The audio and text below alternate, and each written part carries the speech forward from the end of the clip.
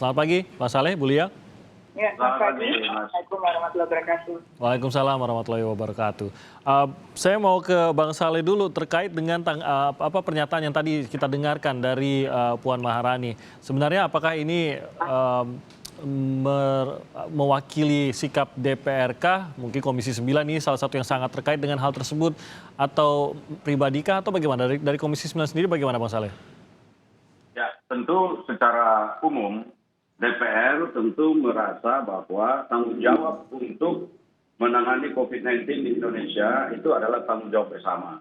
Tetapi tentu leading sektornya yang harus mengarahkan kita semua itu adalah pemerintah. Maka karena itu jika ada kendala dalam hal pengadaan tes usap COVID-19 seperti ini, maka yang tentu kita harapkan berdiri di barisan terdepan untuk menangani masalah ini adalah pemerintah. Kenapa? Karena pemerintah itu memiliki instrumen yang sangat lengkap terkait ini. Katakanlah misalnya, jika harga itu dianggap mahal, maka saya kira yang perlu diintervensi adalah bagaimana agar barang-barang tersebut itu mudah diperoleh di pasar, sehingga dapat diakses dan mudah didapatkan oleh pihak rumah sakit dan tenaga-tenaga medis kita. Jika barangnya itu terpenuhi banyak, jika barangnya itu ada dan mudah diperoleh, maka otomatis ini akan mengurangi harga. Dengan demikian, ini pakai prinsip market saja, pakai prinsip pasar. Di mana ada banyak barang, maka harganya akan menjadi murah. Saya ingat waktu itu, Mas Timothy, ya, ketika awal-awal pandemi ini, pada bulan Februari Maret, kita kehilangan masker yang luar biasa, ya, sangat jarang sekali ditemukan. APD juga hilang. Itu harganya melejit, bahkan luar biasa itu. Saya dengar APD bisa harganya sampai 800.000 misalnya pada waktu itu.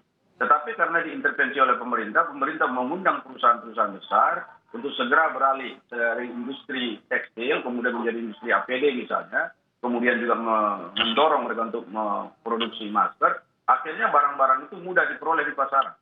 Nah, secara perlahan-lahan, nggak begitu lama, satu bulan sampai 1,5 bulan, harga masker dan APD itu sudah mulai stabil. Dan sekarang insya Allah sudah mudah diperoleh dan sudah bisa didistribusikan ke seluruh Indonesia. Nah, ini salah satu contoh di mana intervensi dari pemerintah untuk mengatur harga daripada tes swab ataupun tes usap dan tes yang lain yang terkait dengan COVID ini sangat penting. Bang Saleh, Anda tidak melihat hal yang sama kalau tadi Anda mencontohkan masker pada saat permintaan tinggi, barang tidak ada, tentu saja harga tinggi, tapi sekarang sudah mulai menormal. Anda tidak melihat hal yang sama terjadi pada swab. Kita tahu pada saat awal-awal kita mencari detektor COVID-19 ini sangat sulit sehingga harganya juga sangat mahal, kita impor dari luar, bantuan dari beberapa negara. Sekarang mungkin seharusnya lebih mudah seharusnya. Anda tidak melihat ada hal yang sama pada tes swab. Harganya tidak ikut turun seperti masker pada saat masker tersedia gitu. Jadi kalau menurut saya ada sedikit perbedaan antara swab dengan masker dan juga APD, ya. Kalau masker itu kan dia cuman ya katakanlah alat penutup hidung dan juga mulut. Dan itu bisa diproduksi oleh banyak orang. Tetapi untuk tes swab ini ada beberapa spesimen atau spek yang mungkin khusus ada di dalamnya, sehingga tidak semua perusahaan juga bisa produksi. Bahkan yang produsen-produsen impor sekarang, itu saya dengar itu ada yang membatasi importnya atau ekspornya ke Indonesia. Jadi karena itu mungkin agak susah diperoleh. Ini yang mesti harus dilakukan pendekatan dan upaya-upaya tertentu yang dimiliki oleh pemerintah kita untuk barang-barang itu, agar barang-barang itu mudah kita peroleh. Kemudian yang kedua, di Indonesia ini sendiri, ada beberapa kendala, termasuk tadi yang seperti diberitakan itu terkait dengan laboratorium yang dimiliki oleh pusat-pusat kesehatan kita. Dan semua pusat-pusat kesehatan kita itu memiliki alat-alat canggih yang dengan mudah untuk mendeteksi. Nah, karena itu ini perlu dibenahi. Kemudian saya juga mendengar laporan bahwa ahli-ahli laboratorium kita di Indonesia juga tidak semuanya berkompeten untuk menggunakan semua alat dan semua jenis yang ada itu. Karena jenisnya kan ada beberapa begitu. Jadi karena itu ini juga mesti harus diperhatikan. Jadi semua persoalan-persoalan seperti ini harus disatu padukan, dicari solusinya. Dengan demikian nanti ini akan mempermudah kita untuk bagaimana agar harga yang tadi dikeluhkan itu menjadi lebih mudah dikontrol, dikendalikan. Sebagaimana sekarang kan pemerintah sudah mau membuat harga katakanlah standar, ya, maksimum kalau tidak salah kemarin 799.000 sekian. Nah, kalau misalnya itu mau dibuat standar, saya kira itu sangat bagus sekali. Meskipun menurut saya harga itu masih tergolong tinggi untuk masyarakat menengah ke bawah. Jadi Oke. karena itu ini juga masih bisa didiskusikan terkait dengan persoalan besaran harga yang ingin ditetapkan oleh pemerintah tersebut. Oke, saya ke Bu Lia. Mungkin Bu Lia bisa memberikan pemahaman bagi masyarakat. Kalau kita lihat harga yang dikeluarkan oleh BPKP tadi sempat diungkit juga oleh Bang Saleh.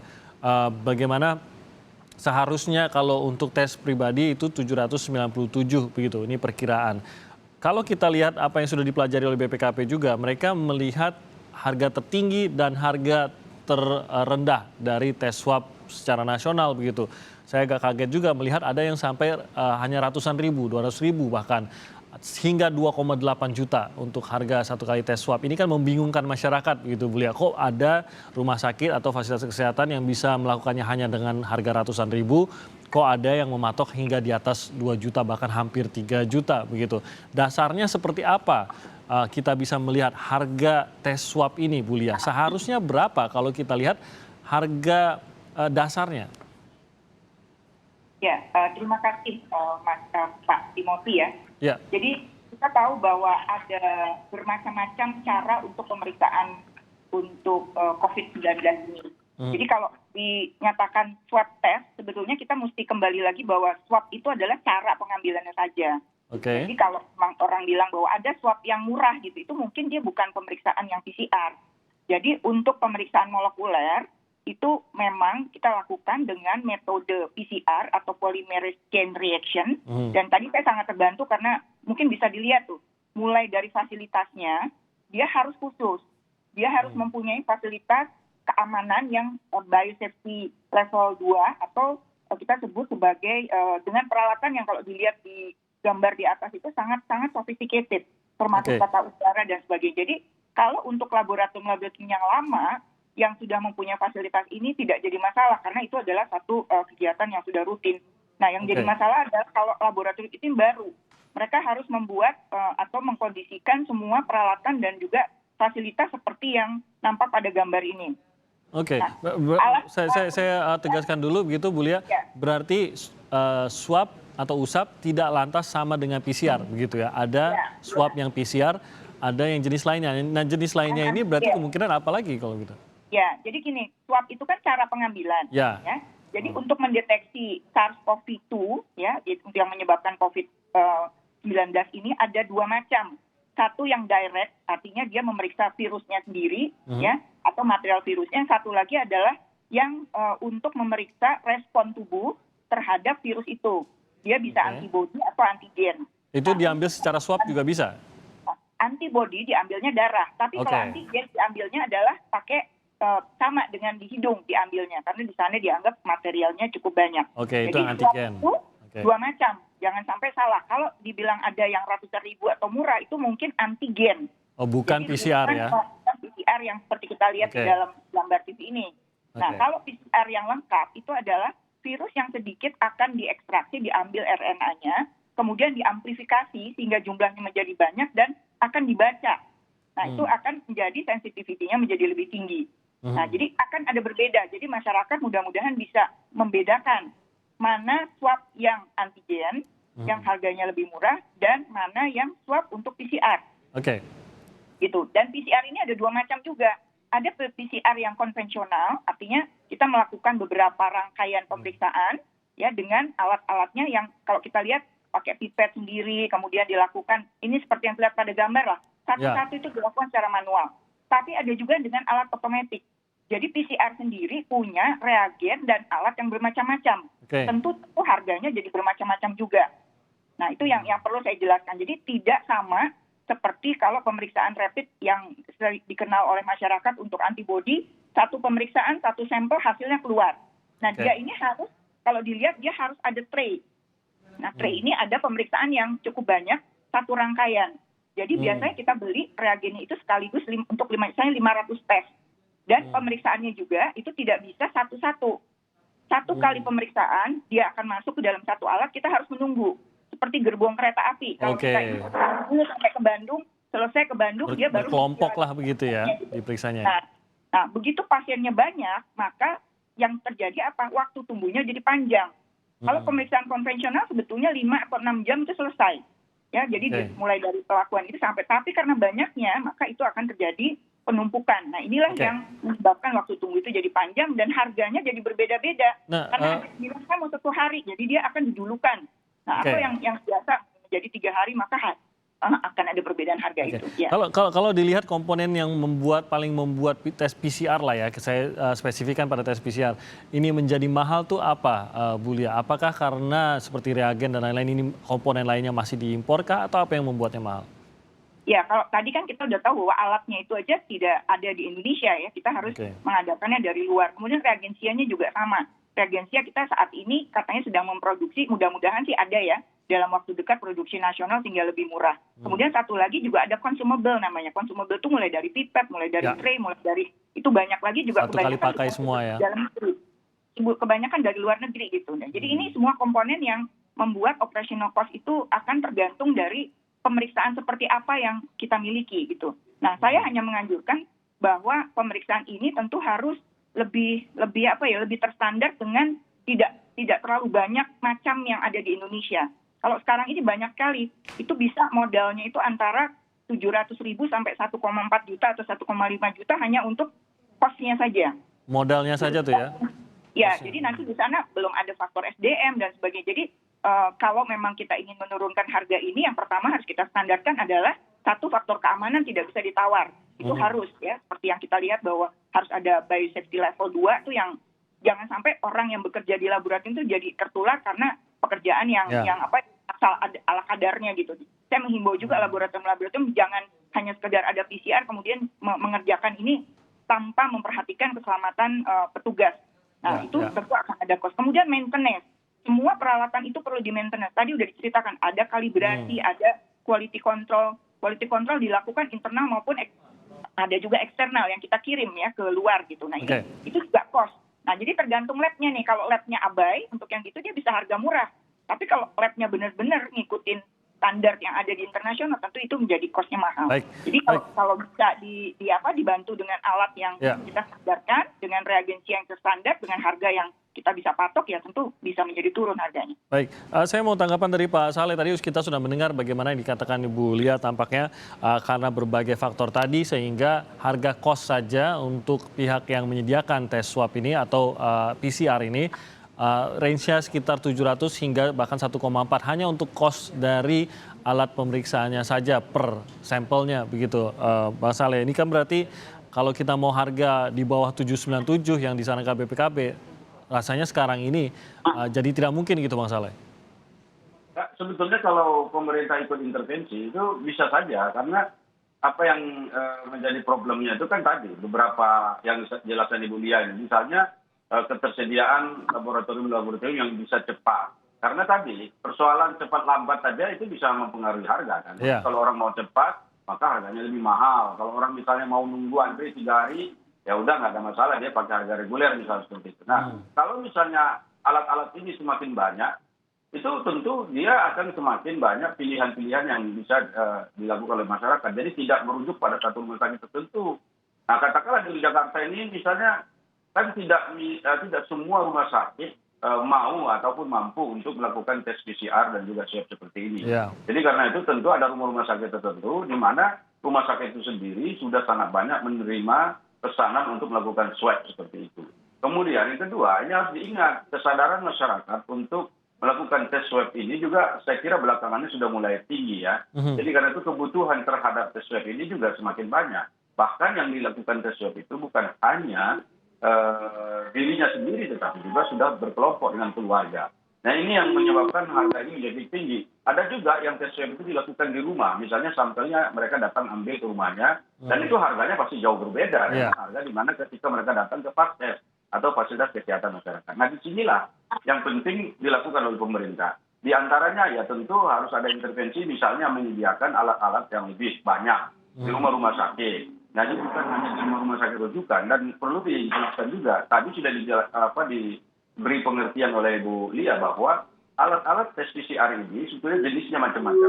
Ada juga yang tes ini bukan hanya untuk COVID, tetapi juga bisa dimanfaatkan juga untuk penyakit yang lain. Nah, karena itu kita harus memperbanyak alat-alat lain itu, sehingga andai kata nanti suatu waktu ternyata COVID-19 ini sudah nggak ada di Indonesia, tapi alatnya tetap bisa kita pakai. Nah ini juga adalah planning atau perencanaan yang harus dipikirkan oleh pemerintah. Sehingga sekali kita melakukan tindakan dan kegiatan dan juga penggunaan anggaran negara itu tetap bisa dimanfaatkan dengan baik. Kemudian yang kedua yang perlu dicatat itu adalah bagaimana agar pemerintah bisa menggunakan anggaran yang tersedia yang dimiliki oleh pemerintah untuk penanganan COVID-19 ini untuk katakanlah mensubsidi masyarakat yang kurang mampu atau tidak mampu. Kenapa ini penting? Karena masyarakat yang terkena COVID-19 ini dia tidak kenal status sosial. Dia tidak mengerti apakah yang akan dikenai adalah seorang host di TV terkenal misalnya seperti itu, apakah dia seorang dokter, profesor, petugas medis, apakah pejabat atau bukan pejabat. Nah karena itu masyarakat biasa, masyarakat rendah sekalipun, masyarakat golongan penghasilan rendah itu harus juga kita lakukan tes swab dan mereka nggak punya duit. Nah kalau mereka nggak punya duit, caranya bagaimana? Ya pemerintah harus menggunakan anggaran yang tersedia untuk membantu mereka. Nah kalau itu terjadi, mungkin saja ini akan membantu masyarakat menangani ya, agar mereka tetap bisa tes swab tetapi tidak perlu mengeluarkan biaya. Nah kemudian, kalaupun ada subsidi ya tentu ke rumah-rumah sakit. Katakanlah soal regen tadi. Regen itu saya dengar itu memang terbatas. Jadi tidak semua juga negara-negara mau mengekspor. Kalau mereka mengekspor tentu dengan batasan-batasan. Kebutuhannya global. Nah ini yang perlu didongkrak lagi di Indonesia supaya ada produk dalam negeri. Nah jika ada produk dari negeri itu bisa dimanfaatkan di Indonesia dan kalau bisa memanfaatkan di Indonesia maka harganya tentu akan lebih murah. Sama ketika ventilator waktu itu kosong. Jadi ventilator itu kan jadi problem pada awal-awal COVID ini. Kemudian di Indonesia industri-industri itu mulai bermunculan. Katakanlah produk dari Bandung ya seperti kalau nggak salah saya ITB juga mengeluarkan. Nah kemudian sekarang sudah banyak. Akhirnya ventilator yang harganya ratusan juta itu sekarang sudah bisa diperoleh di bawah 100 juta. Nah ini kan sangat menolong sekali jika produk-produk dalam negeri itu bisa kita dorong untuk mengisi kekosongan dan kekurangan yang ada di tanah air ini.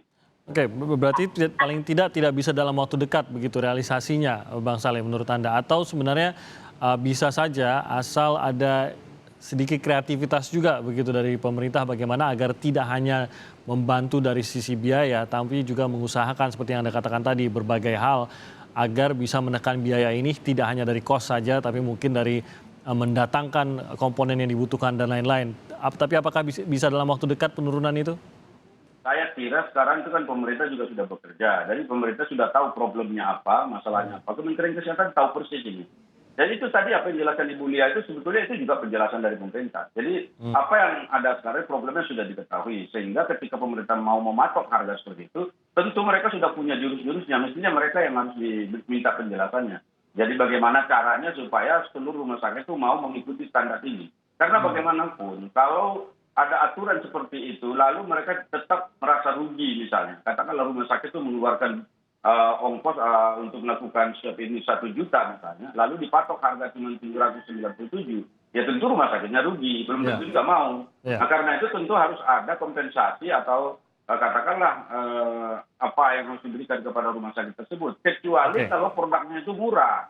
Kalau produknya murah dapat dijangkau ya rumah sakit kan tidak bisa juga misalnya katakanlah dalam tanda petik mematok harga lebih mahal daripada harga yang semestinya ada. Jadi ada beberapa pilihan-pilihan yang bisa dilakukan oleh pemerintah kita yang saya kira mereka juga sudah tahu dan sudah melakukan itu.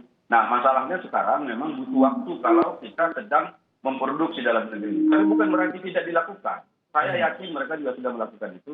Masalahnya hasilnya kan belum. Sama dengan vaksin. Vaksin bukan berarti kita nunggu dari luar negeri saja. Kita sedang juga melakukan dalam negeri. Tetapi kelihatannya yang punya orang lain, negara lain jauh lebih cepat dibandingkan dengan apa yang sedang kita produksi. Sehingga harus dimaksimalkan juga begitu. Iya, karena COVID juga kan belakangan munculnya di Indonesia.